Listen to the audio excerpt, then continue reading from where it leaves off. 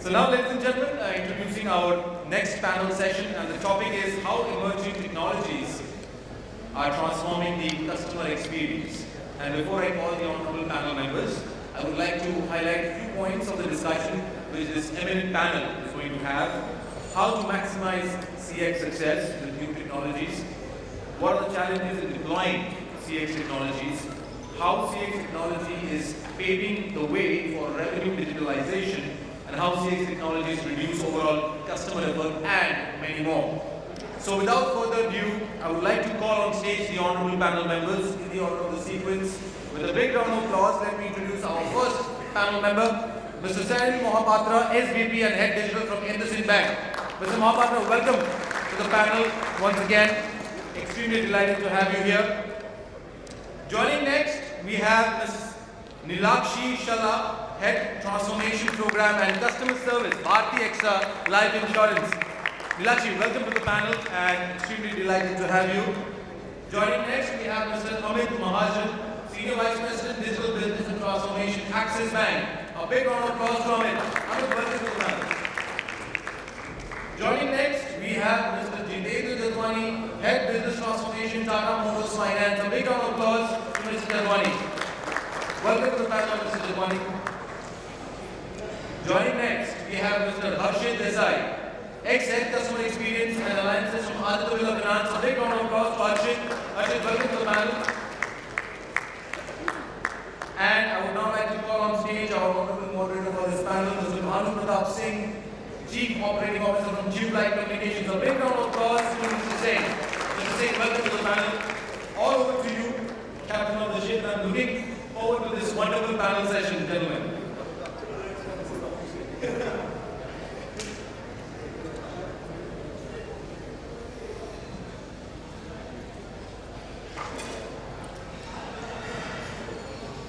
Thank you all. I hope you have been enjoying the session before and you are having a great day. Before we go forward and open this up, I want you to just maybe close your eyes and go just 2 years back, right? And really strongly clap for yourself. You know the reason, because this is the first or second event in physical capacity I'm attending. Moderating, I had another one last week, it's in Mumbai. Anyway, so let's coming back to this. Can I request please to introduce each of us?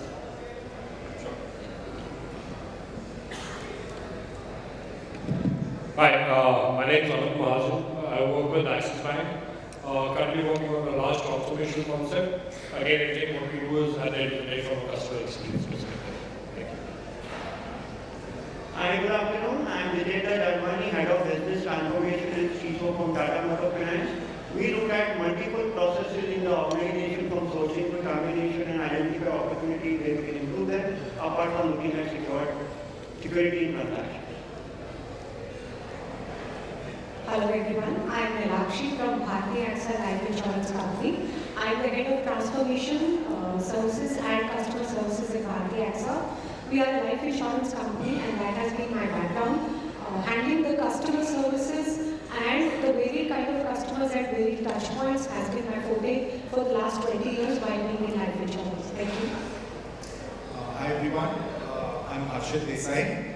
I have been Head of Customer Experience Alliances and Automation for Aditya Birla Capital in my last stint.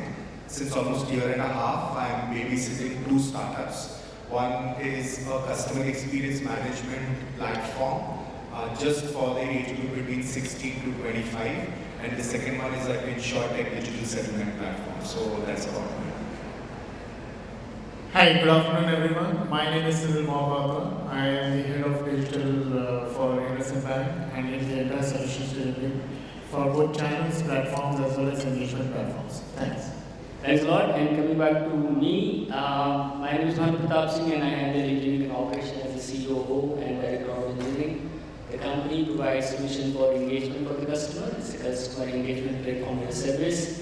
I'm sure customer engagement is a topic where we can talk over and over, right? It's never ending, sometimes it feels like. And especially in current context, we are debating on these topics because competition is super high. World is like super connected, and there are definitely, things and services on your fingertips. Your expectations are high, and everybody have like tons of options, in front of them, and you want value for money when you're using any service. So we all are consumers, right? We all are service provider in some way or other. So I will start with this. I mean, at times customers, experience would be as easy as empathy, right? These are very simple words, but I think really from my experience, they are not that simple. People sometimes spend whole their life to really understand the true meaning of some of the words, right? For instance, love. Anyways, so I will start with very basic questions, right, for all the gentlemen here with us. What exactly the customer experience is for each of you as a company and as a professional? To start with, let's break the ice with that.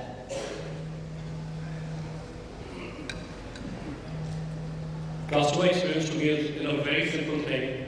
What a customer can relate to and get the real life feeling. That to me is a customer experience where he can relate, whether it's his persona, his lifestyle, where you do the connect or the entire connect with him, whether it's the mind, whether it's his aura, whether it's lifestyle. That to me is his customer experience. It's banking, e-com, all becomes secondary. The moment you start establishing that connect, that's what he remains with you for. Thank you. For me, customer experience can be summarized in 2 words. How does the customer feel whenever our Tata Motor Finance name comes in his mind? How does he feel? And does he also feel that he is extremely respected when we talk about Tata Motor Finance? So is he being respected and taken care by TMF? And does he feel happy when he hears the TMF brand name is what the customer experience is all about in my mind? So something very similar that two gentlemen said, if you have a lady in the group as well, Bhanu. Right. So customer experience to me is creating a happiness, a homely kind of an environment. So when the customer comes back, goes back from my portal, he should have a happy memory that whatever service he had come to, from my portal, I could personalize it for him. I could recognize the customer from the previous time that he had come, approached us at any of the touch point. And beyond that, whatever he wanted, I could give the right service in the right proportion to him at that time itself without him having to come back to me later. Thank you. So Bhanu, I think if you look at the larger expanse of the customer experience, right? I think, and let me try and truncate it for betterment. I think it is getting that customer experience connect alive at any point in time. I think that's what, and obviously it's a moving target, right? So I think that's what it is, the connect being alive with your end customer, that's the customer experience. Thank you. For us, customer experience is basically in the entire ecosystem on his day-to-day life. What aspect of his life I am bringing value to him, and when I bring value to him, at what cost, what experience. And at the end of the day, whatever solution that we design as a bank, we are intend to touch that ecosystem in his day-to-day life. For me, that is customer experience. Perfect. Thank you so much. Let's come back to the topic a little more closer to what we initially planned to discuss. If you look at last 10 years, right, everything is, sometimes I feel like this is the era of the transformation. Everything is evolving. It has been evolving. It will evolve. But last 10 to 15 years, it's like, the speed is superlative, right? As if you're, riding a supersonic plane or something. So in that context, technology is evolving, the complexity is evolving, there are challenges for different shape and size, depending on the business you operate, position you hold, from top to bottom. In any organization, each day as a customer, you feel great about certain things, and you feel bad at times about certain things.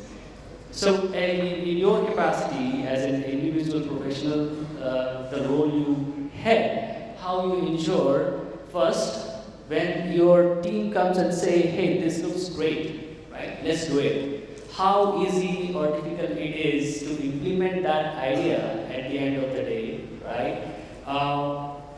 Ensuring this fits in budget, right? This is really solving the problem. This is just not the fancy thing, right? You may not need Ferrari. It can be, some simple basic car that you may need depending on the stage of your journey as a business, right? How to ensure these decisions are actually made, implemented, and when the companies grow in size, there are silos, something we were discussing last year, right? So, you have to come across, on the drawing board and ensure everybody understands why we are doing what we are doing. This can be addressed by each of us, each of you.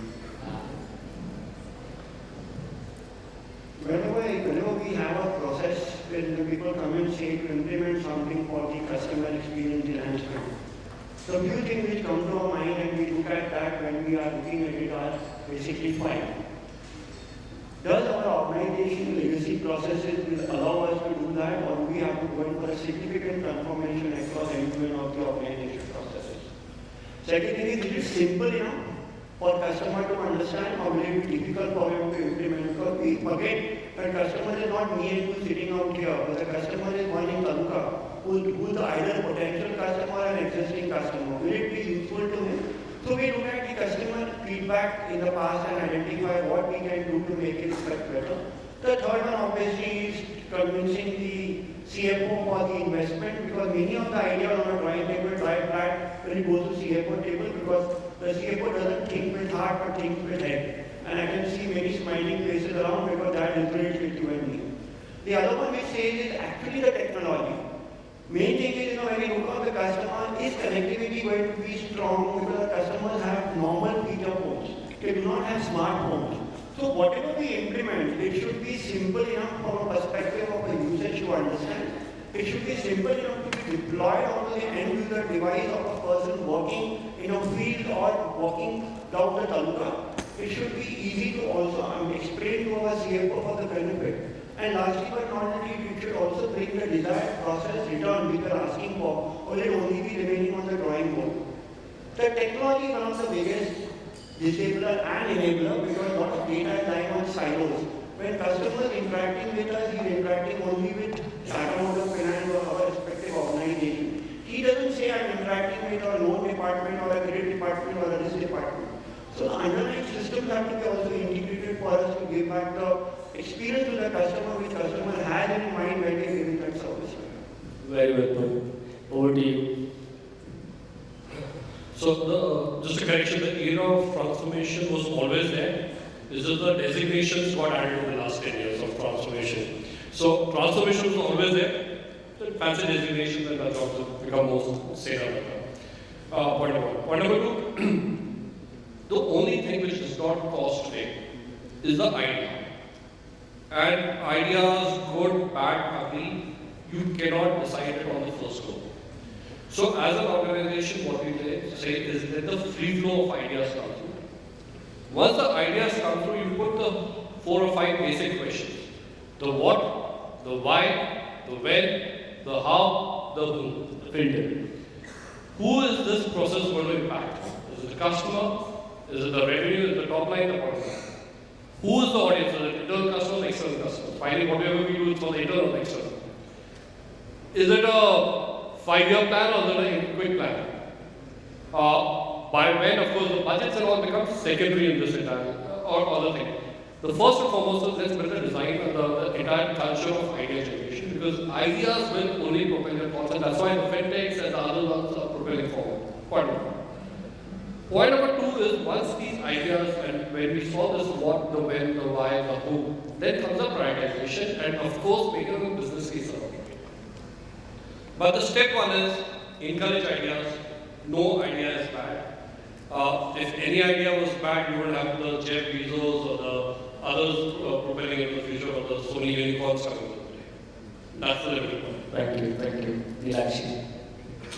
So I'll not repeat what has already been said, but I'll just add to another dimension.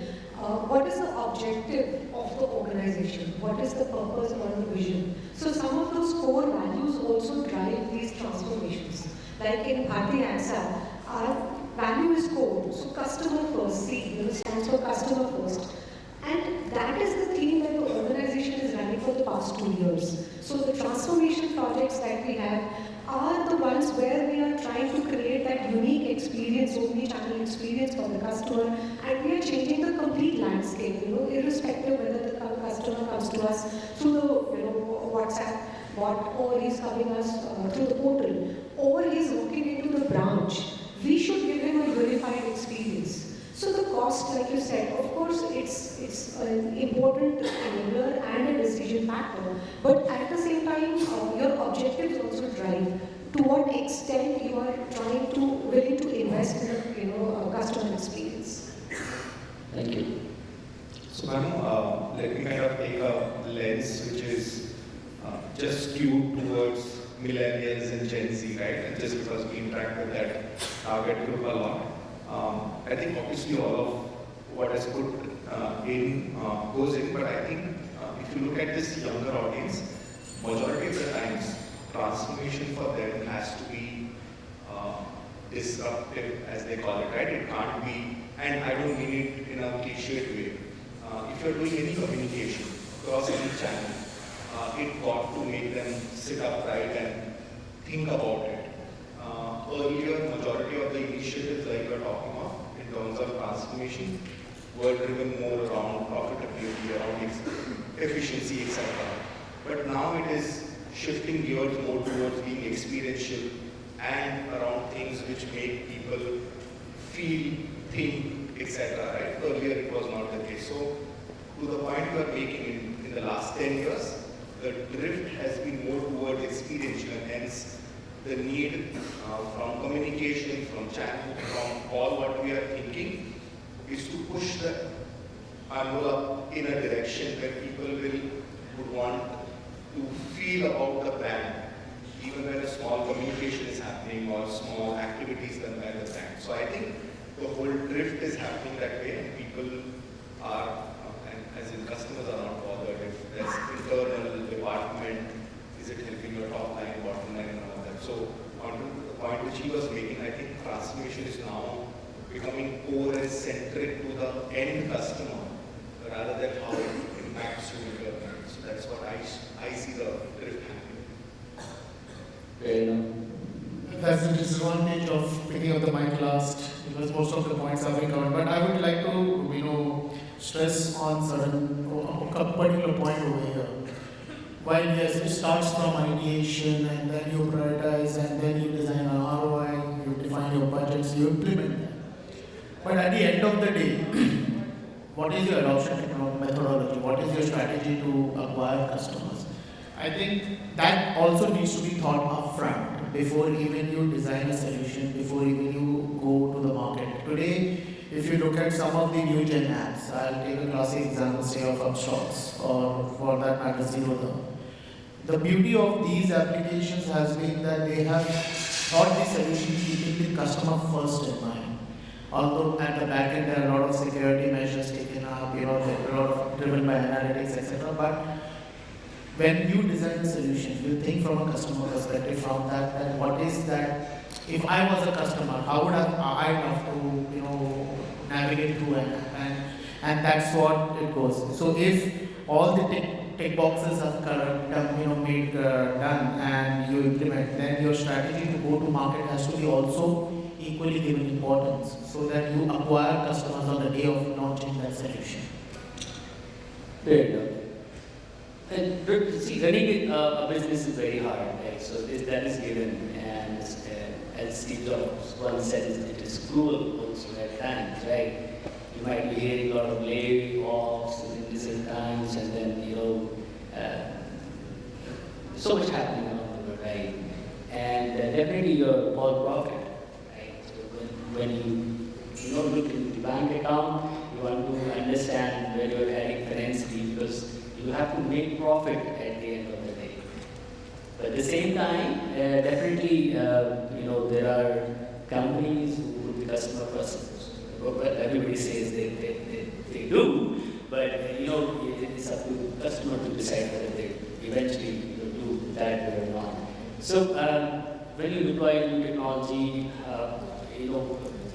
how you exactly get to decide which is actually helping you, like you said, in long term, or I would say there is no formula, but as a practice, what are the key parameters you look at? Right? For instance, like we talk about a conversational AI, like omnichannel capability, then there are legacy systems and end-to-end customer journey from onboarding to pre-sales, post-sales, and everything. Right? One bad experience, the gentleman said, and it's gone. Right? Everything what you've been doing for the last 10 years. One day I would say hello, or I may say goodbye. How do you ensure as a brand, right, or as a small company, that you actually achieve the target, with the budget, right? Not every good thing costs money. Customer experience could be one of them. Sure, technology is helping, it will help, everything is evolving, and you have to adopt them. So, how do you ensure as a brand, right, that or what do you suggest to small size companies or startups how they can leverage on emerging technologies to do better?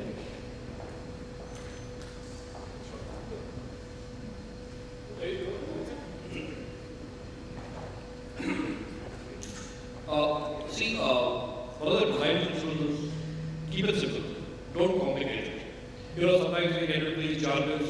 This is what we want, what is what, forgetting what is the end objective. The technology evaluation is basis what is your need, marrying into what is available, provided the right support is provided from a long term, and you're not getting the fiasco of the sustainability of the solution or the partners who provide that particular piece. Because a lot of times what we've experienced is the solution is good, but the implementation is a failure. If the implementation is great, the support is a failure. Or midway the key resources are left in one, so the entire project goes into a fiasco. So, and this is a day in, day out challenges. The product is great, the system integrators becomes a challenge, and that's the honest truth.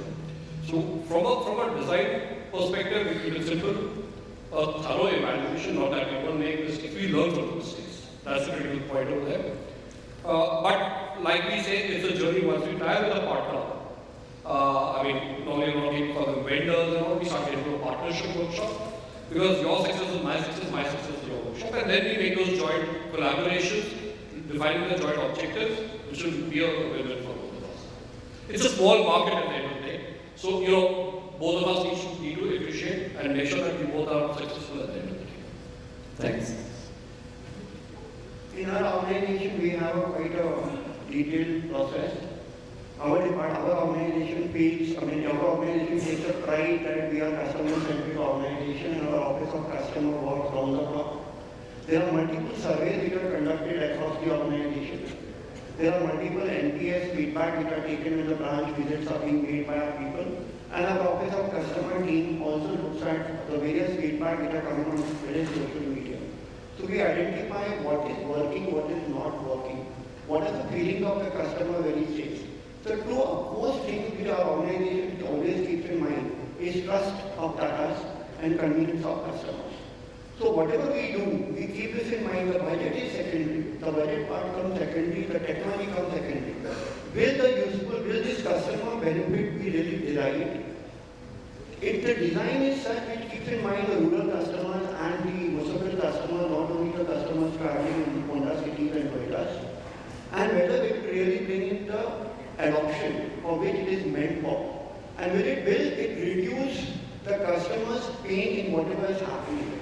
So customer convenience and the trust are the predominant things which kept in mind. But lots of data is analyzed by Office of Customer of ours because they identify what is the 2B process.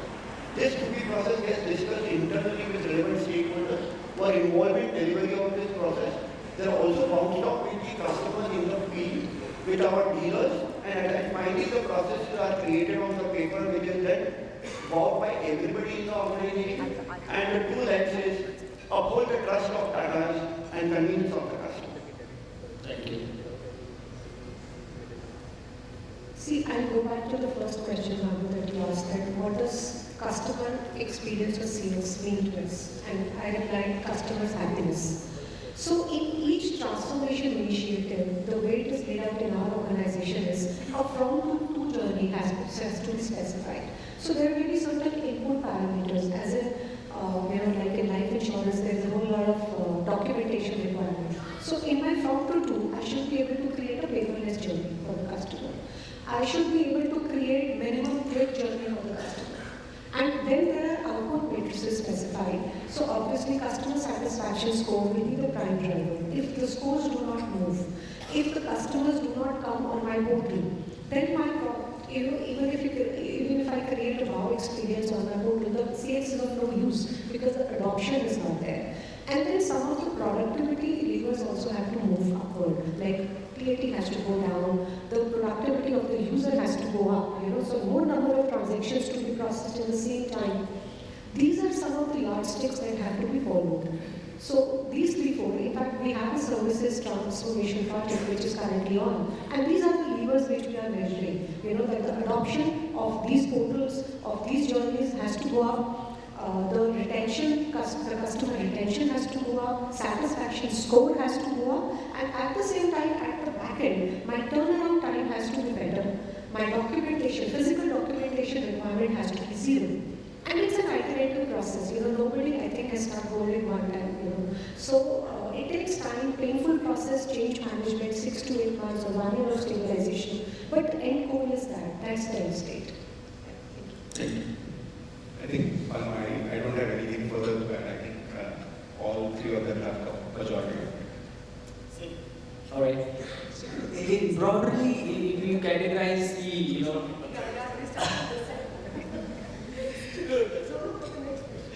okay. There are, two key aspects, right? What we all understand, human and technology, right?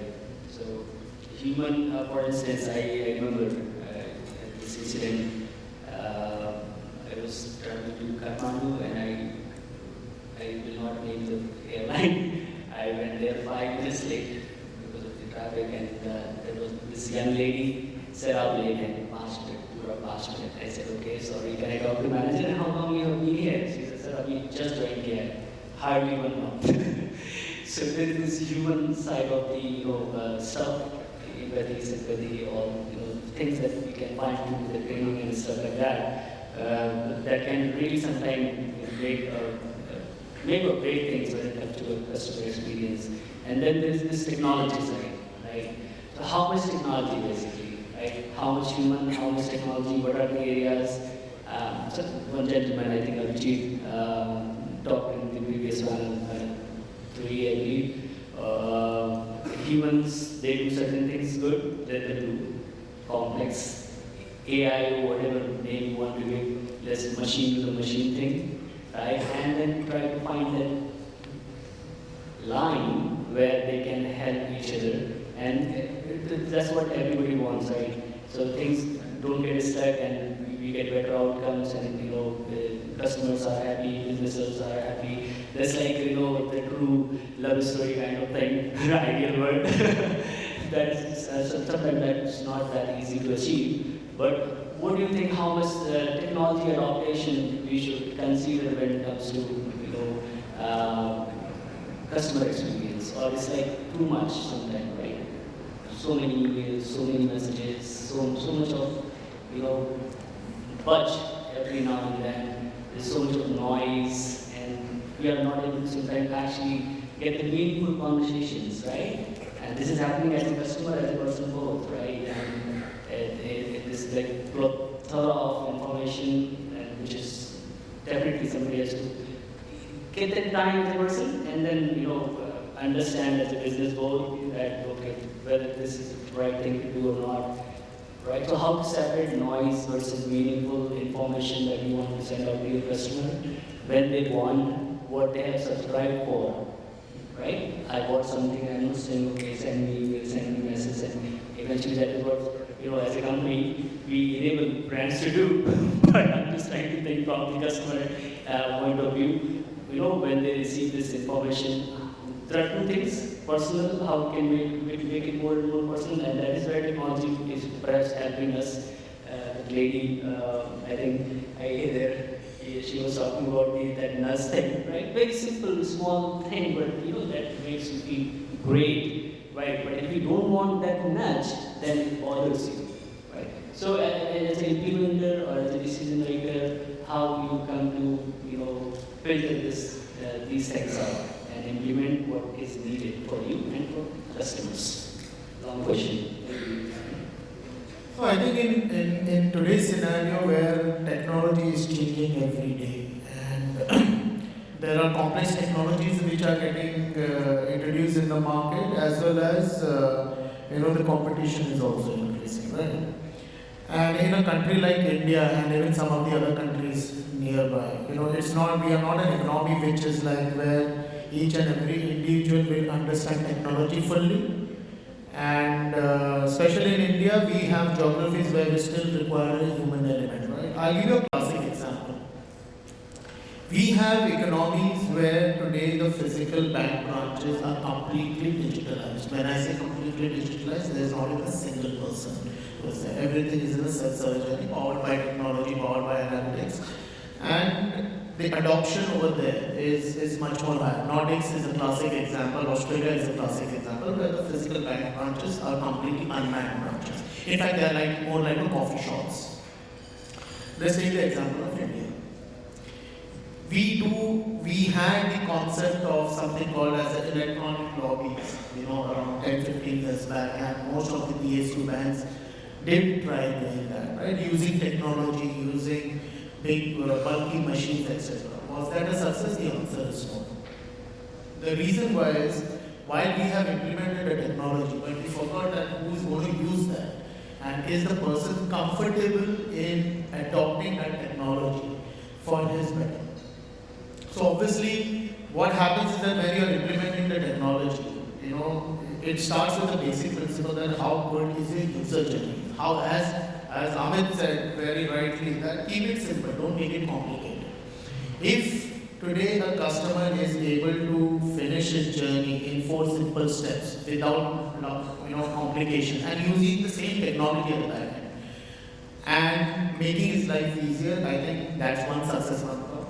Second, you will also have scenarios where not everywhere the DIY journey will be always successful, right? So you will always have that human element to go and guide the customer. We call it as an assisted mode, right?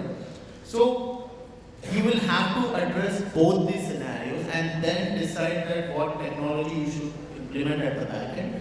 And now, as recently the Honorable Prime Minister introduced 75 DBUs in the country. They are nothing but the traditional electronic lobbies. But what has happened is that over the period of time, most of the financial institutions have evolved their customer journeys. And now you have a person whose only job is to educate and help the customers to navigate through those journeys. And that's a continuous process. While everyone has implemented the best of technologies in these DBUs, but at the end of the day, you also need people who can educate the customers and make use of these technologies. So that's how we look at it. It's like similar to building a smart city, but people not smart. Nothing will work. So Bhanu, I'm taking 2 key words right from your question. One around the technology adoption and the second one around the noise bit, what you were asking for. Let me share an anecdote, right, to the earlier point which was being made around keeping it simple. What's happening is invariably in this hoard to keep it simple, we are failing to think keeping it simple for the customer, and we invariably end up keeping it simple for us, which is the right? So that's what ends up happening invariably.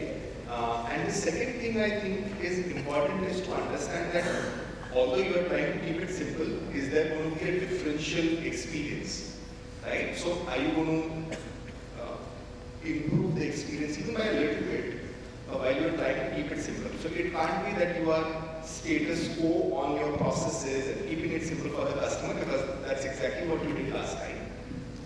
But for the customer, there is not even a zilch of change on the experience bit of it. So I think those are 2 main things, how I see it from a different lens. The second thing I would want to do on the anecdote bit is a very classic example of one of the things which we executed, right? This was, almost a year and a half back. It was peak COVID, right? So between lockdown 1 and lockdown 2, peak COVID, 2.5 months into lockdown, and Amazon Prime as our client, they wanted to launch Mirzapur 2. Okay, now the only access on the channel we had was Zoom. Now, there is no way I can keep on sending out blast SMSs to people saying, hey, download the app and watch Mirzapur 2. And what we did was, to the earlier point of keeping it simple, we saw it from the lens of the end user, which is all these youngsters who have been trapped for the first time, including their parents, and they are in the same place, right? Now, it is just a platform they need to vent it out. Right? And vent it out not negatively, positively about what they feel. Now this has got nothing to do with that being an OTT platform and what series is getting launched. There is no way for me to forcibly thread it in, saying that, hey, given that COVID is here, Mirzapur 2 solves it for you. There is no such thing which I can stitch up a storyline. So what we did was, we did a very simple thing. We said we are going to have Ask Me Anything session, which Pankaj Tripathi, and end of it. That's it. No connect with the brand or what we are planning. We just wanted people to feel for themselves, right? And that's what we did. We did some 125 odd Zoom sessions with Pankaj Tripathi over a month, but we had 600, 700 students joining him on a Zoom call. Some women and all girls crying, saying, I haven't experienced this. Boys getting emotional, saying, hey, this is the first time I feel attached to parent, and that's end of story. So I think sometimes if we try to force it to the brand unnecessarily, it doesn't do any good, and there is no differential experience. And here, people felt and appreciated what we did. So I think some of the things from experience standpoint have to be looked from that standpoint. And then there is no challenge for adoption. If people get it and feel for it, they will figure out the adoption of technology. I think that's a no-brainer. I don't think technology adoption is a challenge anymore, is what I think at least. True. Sorry for the long No answer. problem. Long question, long answer. So I think for now, at least in the life insurance industry, we are kind of struggling to have that balance between the right set of services or communication and vis-a-vis the technological adoption. The reason I say that is there are a whole lot of regulatory communications. So the way the communication to the customer began was we used to send letters. At one point of time, additional texts were added. And then everybody thought, now people don't see the text, why not WhatsApp? Because people are more active on the WhatsApp. So rather than leveraging SMS or WhatsApp, it became added. And then everybody said, how does it hurt if I send a non-intrusive email also? So you're bombarding the customer with the communication, and that's one identified need at our end as well in our organization, where we are trying to create personas of customer, and that is where the customer segmentation also comes in. That you create different profiles. This customer is more active on WhatsApp, or his clicks on WhatsApp are faster. So if I have to engage with this customer or communicate, maybe WhatsApp is the preferred mode. Because see, the proposal forms and all through which we solicit the information is regulatory, so you can't change it on the fly. There may be too many questions or information need identified so that you can create these personalized journeys, but not that easy to implement, and then people also want to fill bare minimum fields and not provide additional information. So you have to use the information available in social media and create personas and then use them through the right technology for the optimum communication. That's how I would like to sum it up. Thank you. In our case, what we use is the concept of CAP. So whenever any new things, technologies are coming up, there are multiple, in fact there are as many consumers as providers. So they're coming up with multiple technologies and you keep on getting bombarded with all the forums you go with new upcoming things. But in our organization, we are highly customer-centric focused. And I will also give an example of what I mean when I say CIP. First is it convenience to the customer? Is it reducing his pain? Is it reducing his effort? So then only we adopt a technology because ultimately the end user should get benefited. It's quite possible that some technology will be useful for the company but increase the pain for the customer. That's strictly no. So the customer is kept in mind whenever new technology are evaluated. On one hand, you have technology team which tries to present to steer from multiple technologies they can bring in. On the other hand, our process team and the customer team sees it from a customer end. The A stands for adoption. How will we increase the adoption? See, it's very good to launch a website. But if website adoption is going to be only 5% of effort towards the trade, the customer doesn't benefit at all. So how will you, as he rightly said, adoption is not something which to be worried about, but to be driven about. How will we drive the adoption? How will we leverage our field staff in educating our customers? How will we run the competition for adoption? So the adoption becomes an important facet of technology today. And the piece prioritization. Today we know the customer is very demanding. He wants everything now. You know, the Zeptos of the world have made a customer spoiled for option. I mean, he wants a bread and he just think about it and the bread takes a day, 10 minutes in his house. So the bread can come to me in 10 minutes. Why can't I get this information in 60 seconds or 30 seconds? Why do I have to apply for a NOC letter and the letter will come to me after 2 days? So days are gone. So we see from how to make the job life easier for a demanding customer and prioritize technology accordingly. In our organization, this is omni-channel. Like today we are in a world where customer wants to interact whenever he wants to interact. So omni-channel, omnipresent technology, waking of WhatsApp are being looked into, also our various technologies for customer can apply online. But personalization is something which we have put on a back burner. Okay, that is something will come later because we have limited time, limited resources.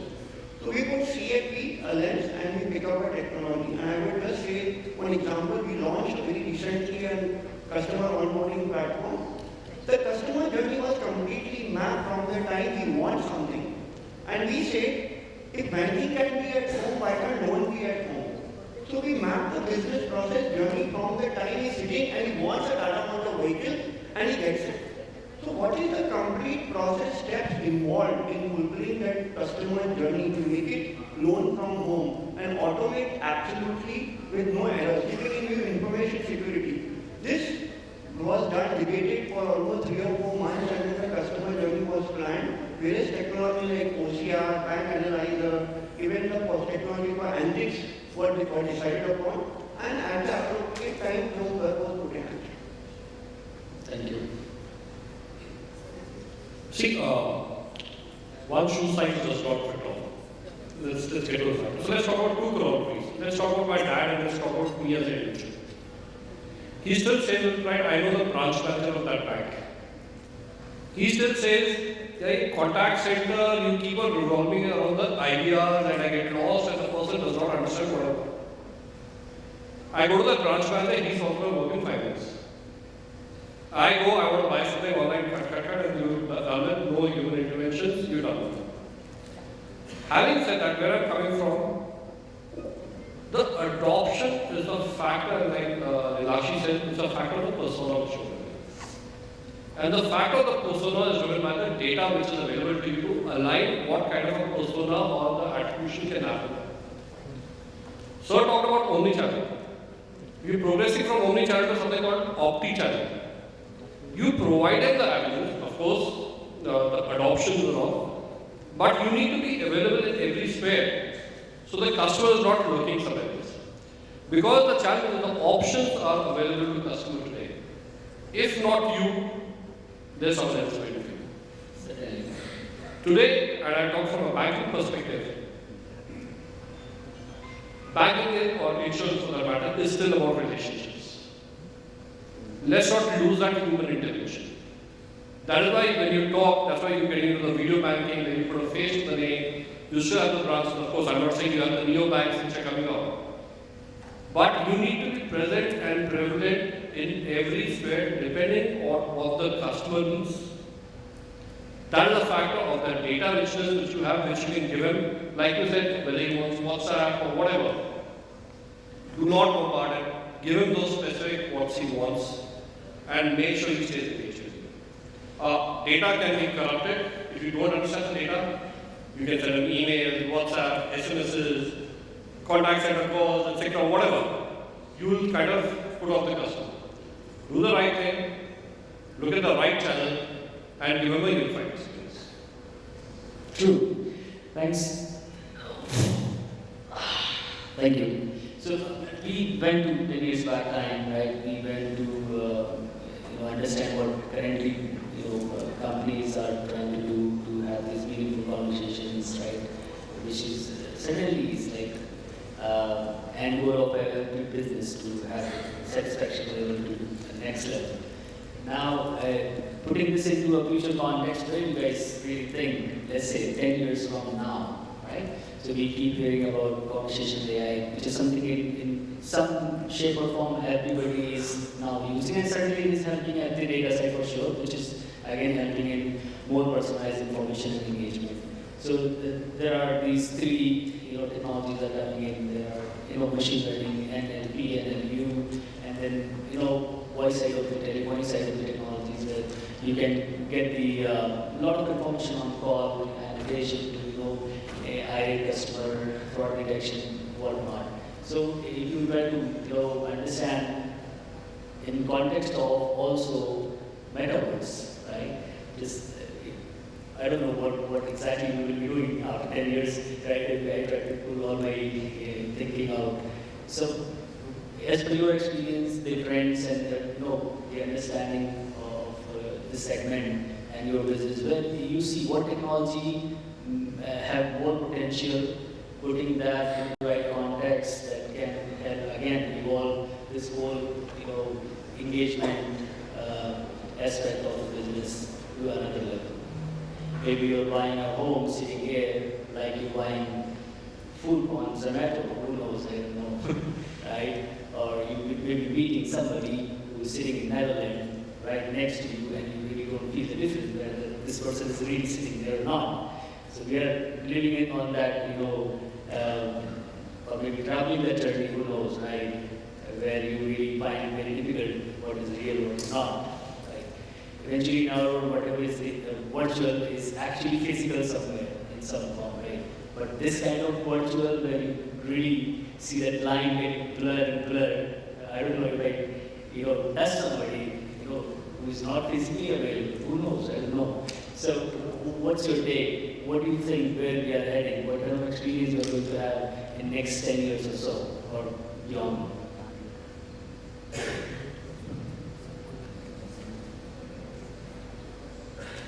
Neelakshi, maybe you can start. How you want people to get insured? So I'll tell you something that happened 15 years ago. I was in another company at that point of time, and our CEO used to say that forget these policy documents which are 50 pages. After 10 years you will see that there will be an ATM card. You'll just apply insurance through the ATM machines, and the card will come to you as a policy document. And we used to laugh at that point of time and say that retirement age ho gayi sir ki ab thoda inka nahi karna. But today our company has the QR code smart card, which is actually an alibi of the 50-page policy document. It has a scan bar code. You scan it and you get a summary of your policy document.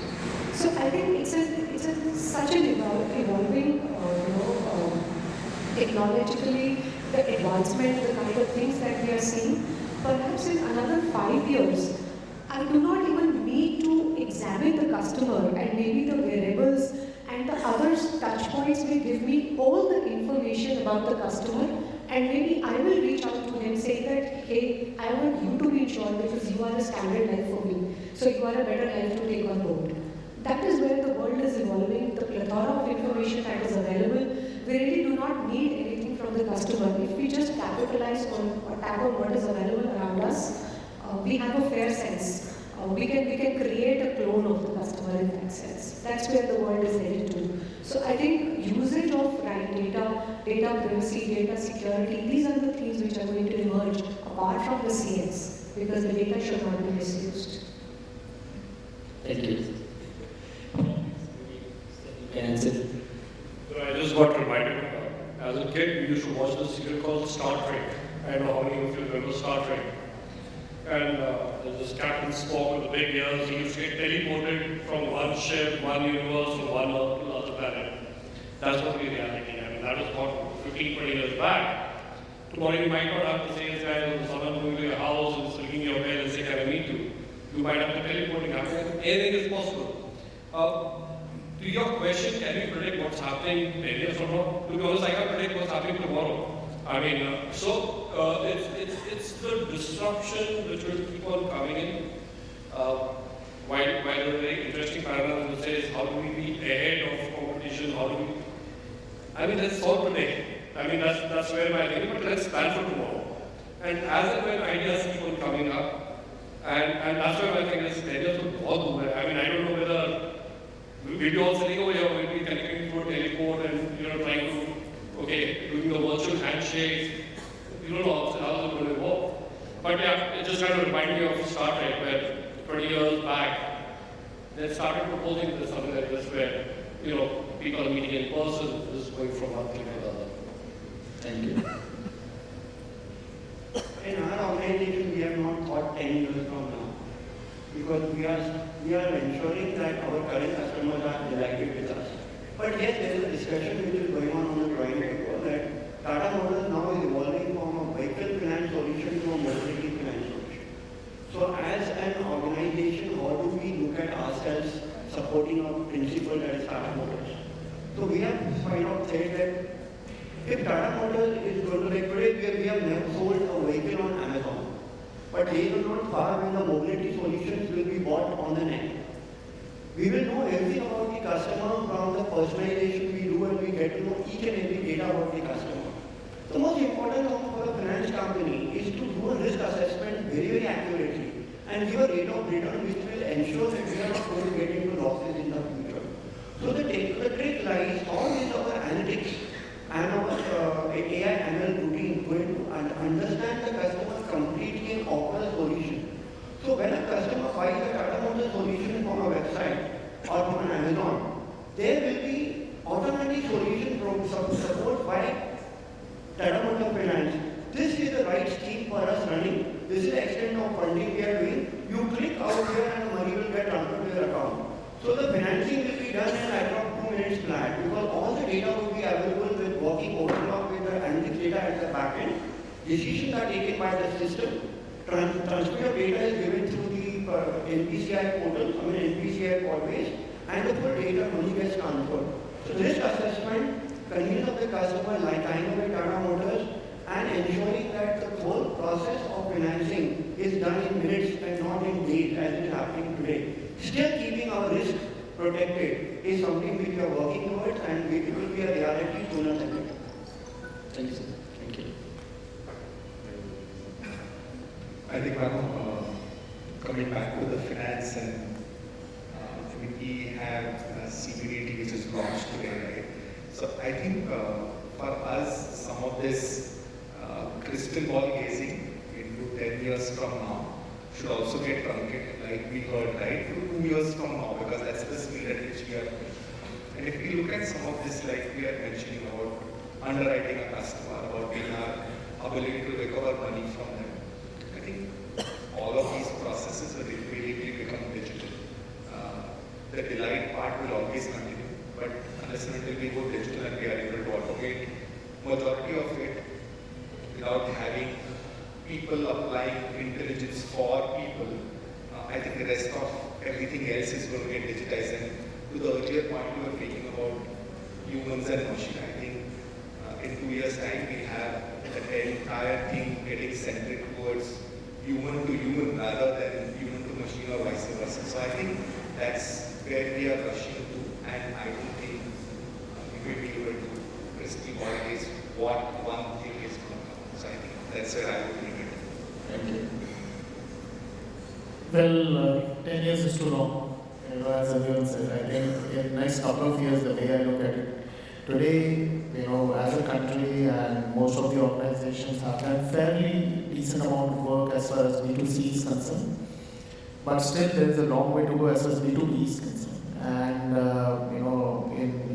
in a financial institution, the retail and the corporate side.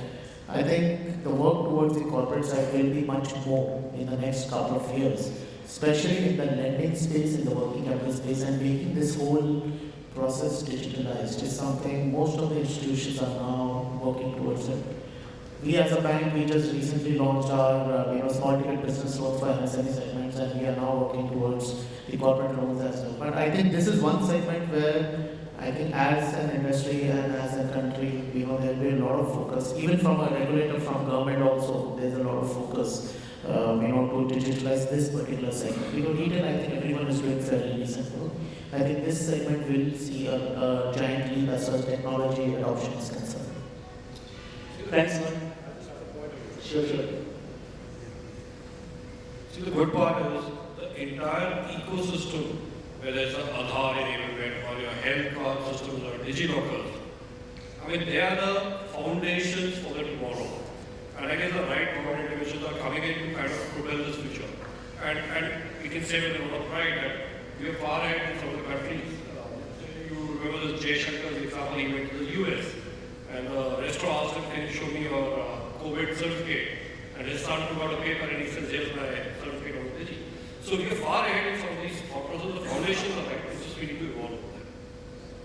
Wonderful. I think the most important perspective which he brought in out here is that we are part of a nation which is developing so fast that we do not know what new technology will emerge tomorrow. So as an organization, we have to be consistently on the watch what's happening in the external world. See, today nobody would have ever thought that today the biggest issue in our organization is collecting we have an ECS kind of a thing. Today NPCI has launched an automated ENACH process which makes it completely in the beginning for 10 minutes to do the ENACH registration. Right for next 4 years it is automated. Till that did not come, we were struggling with 1 week, 10 days, 12 days. Could we think 2 years ago that our ENACH process would be automated because a government organization will act so fast? We did not dream about it. But we were very quick to adopt. So the question will be how organizations are able to adopt to the changing environment externally, changing dynamics of the customer thinking, and also how are they able to anticipate it. Very well put. I think that's the keyword, adaptability, right? Flexibility, especially in current context when we don't forecast. There are trends, of course, and at times there are, not always early movers get the due advantage, being a successful company or name or success. But definitely, when you read trends as a brand, you definitely have some backup or some sort of planning. And the current trends, I don't know what kind of IDR solution we may have in the future. And there are companies and people who are actually working on that, whether it's metaverse or any sort of that level of advanced technology. Anyway, so that's something we will watch out for. With this, I will close it here. Questions if you have any. Thank you.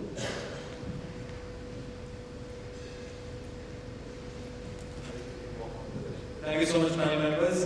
Yes, we open the floor for the question. Thank you. Actually, a comment, not so much a question. My name is Deepali Nair. I work with IBM.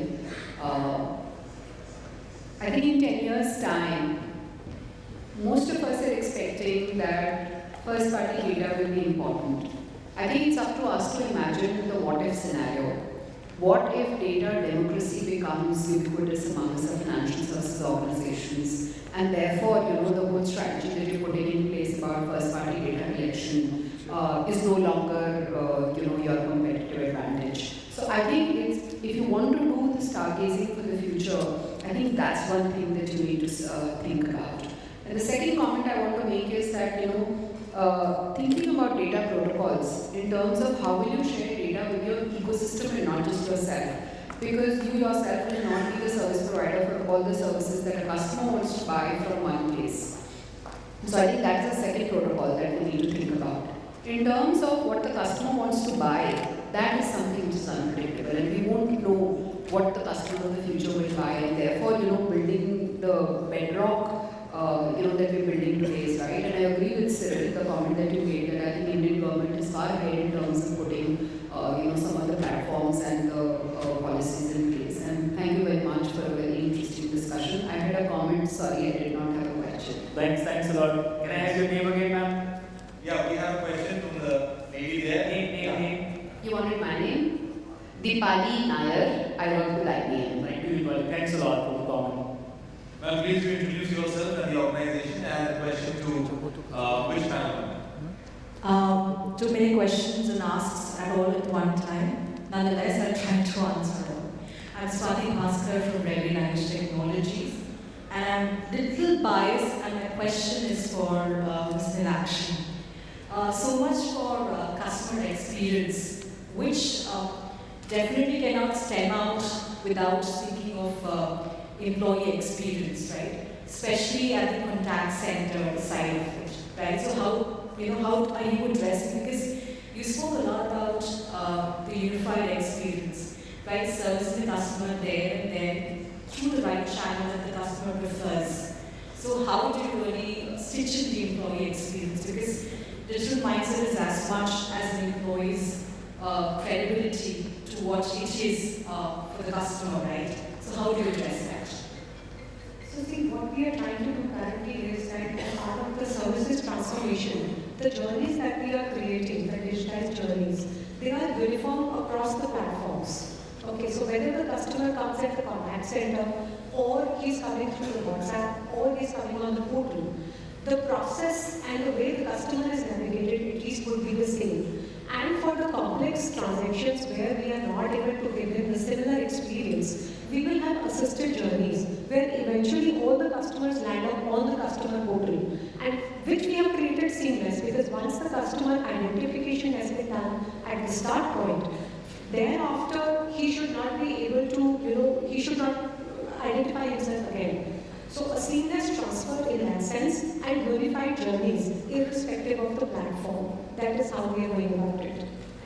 Thank you so much, ma'am. Amit, can we take one more question or shall we wrap up, as you suggest?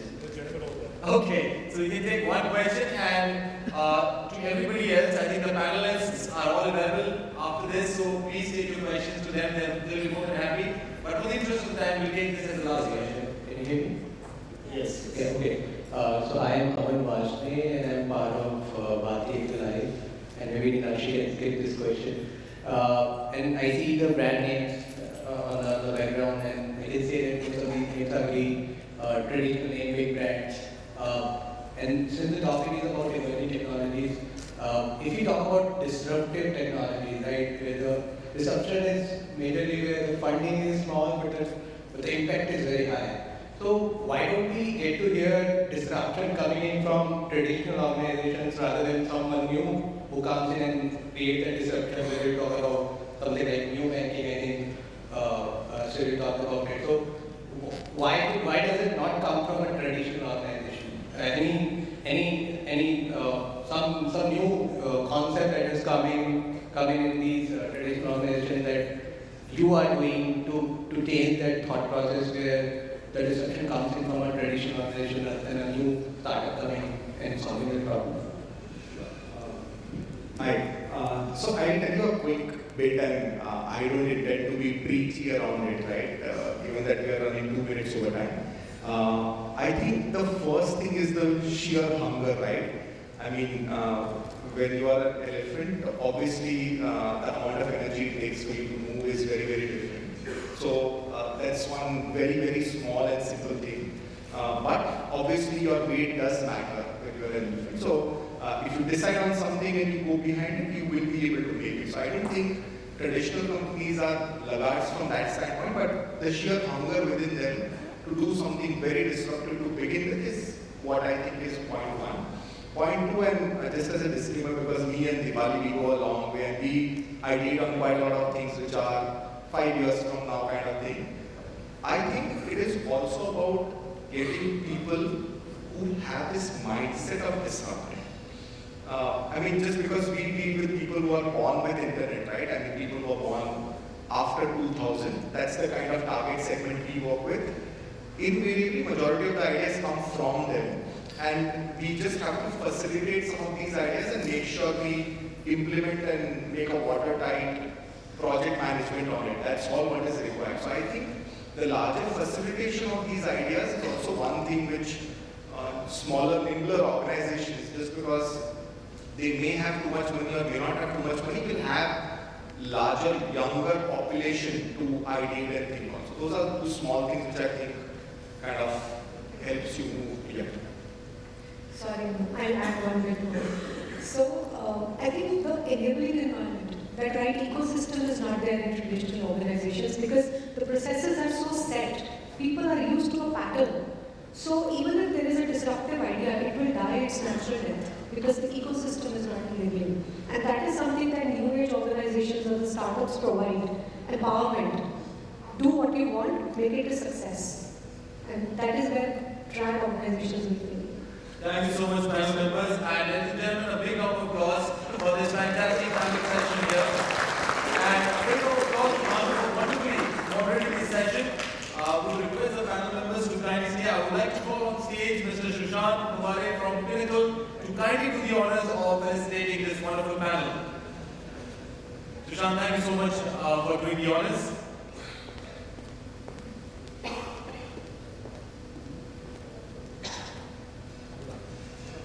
We'll begin with Bhanu first. A big round of applause, ladies and gentlemen. Mr. Bhanu Singh, CEO from Tubelight Communications, for wonderfully moderating this panel session. Thank you so much, Bhanu.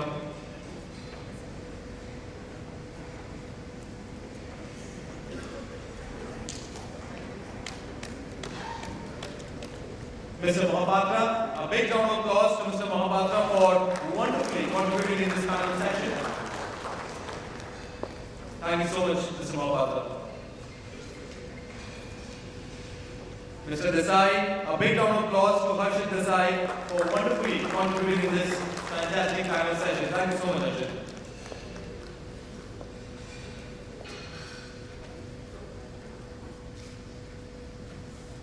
Neelakshi, a big round of applause to Neelakshi for her wonderful contribution to this fantastic panel session. Thank you so much, Neelakshi.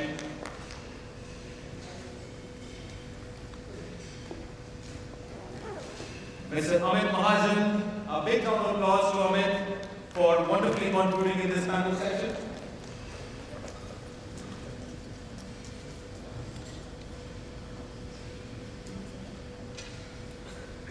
Thank you so much, Amit. Very wonderful having you in the panel.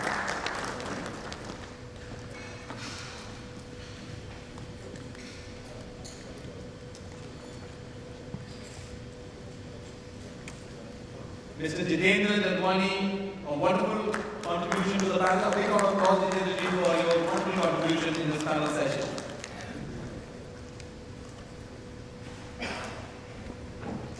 I would request the honorable panel members and Sushant, if you will also join them for a group photograph for this panel session.